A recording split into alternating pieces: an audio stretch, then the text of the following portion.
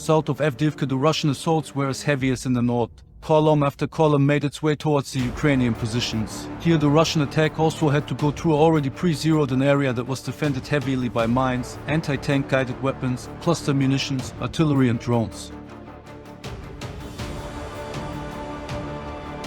This video gives a good look at the scale of the area affected by Ukrainian weapon systems of all sorts and types. Looking at the formation of the Russian assault elements, it looks like that the density of mines, however, was not so high like the Ukrainians had to face during their summer counter-offensive. Nonetheless, the mines were still effective in disrupting, fixing and delaying the Russian troops.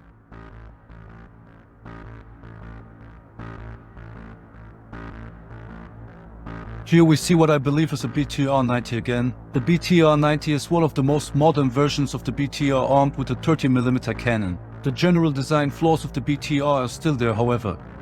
Another example of the natural barrier outside Avdеевke doing its work in favor of the Ukrainian defenders. Note the bridge that has been placed by Russian combat engineers before. It did not help, at least for the first vehicle.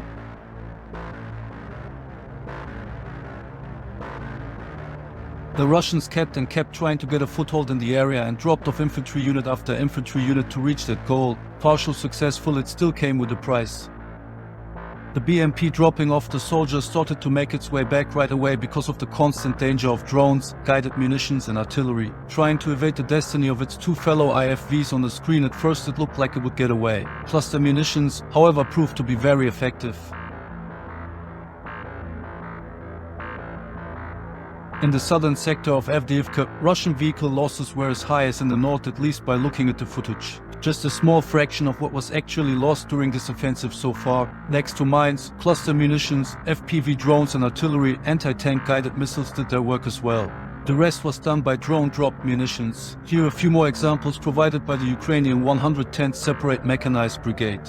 Targeted here were a disabled Russian BMP and a tank.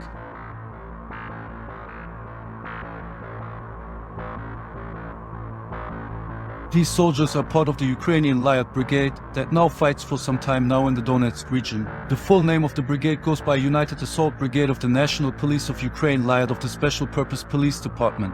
The men are seen clearing an area from Russian soldiers. This is one of the few helmet cam ground videos the Ukrainians recently released since the Russian offensive started. Usually the 3rd Separate Assault Brigade releases a lot of helmet cam footage, but there was not so much usable footage by them recently. I think that this is the first Ukraine war update without a helmet cam video from the 3rd Separate Assault Brigade, what is kind of special.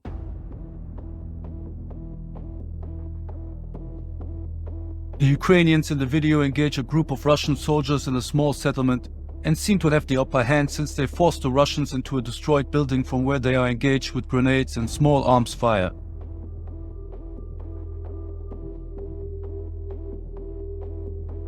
From their reactions and behavior, they look well drilled and seem to have the situation under control. This brigade took an active part in the battle for Klishchiivka and was part of the recapturing force. A few of you might will remember the helmet cam videos from them when they took part in the clearance operations there. I already reported about them in some other Ukraine war updates. Also, please remember to like, comment, subscribe, hit the bell and enable all notifications for this channel. This really helps me out a lot.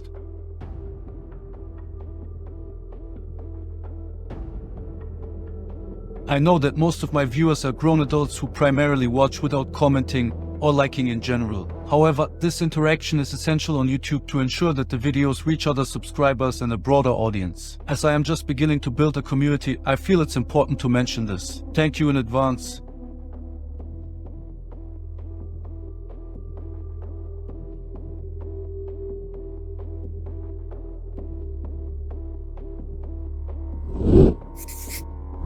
While the so far crushed Russian offensive in Avdеевke made headlines in the news, Russian troops also attempted a heavy pushway further south in the area of Novomikhailivka. From there, scenes were released that so closely resembled the push onto Avdеевke that many people mistook the footage to be from that area. Here we could also witness large Russian formations trying to gain ground under heavy Ukrainian fire. Mines as well as artillery, cluster munitions and FPV drones held the Russians off there as well, all documented on cameras by multiple drones. It has been reported that so far the Russian army launched 11 unsuccessful attacks in the areas of Marinka and Novomikhailivka in the Donetsk Oblast recently. At the outset, the operation adhered to a well-known strategy, following artillery barrage and airstrike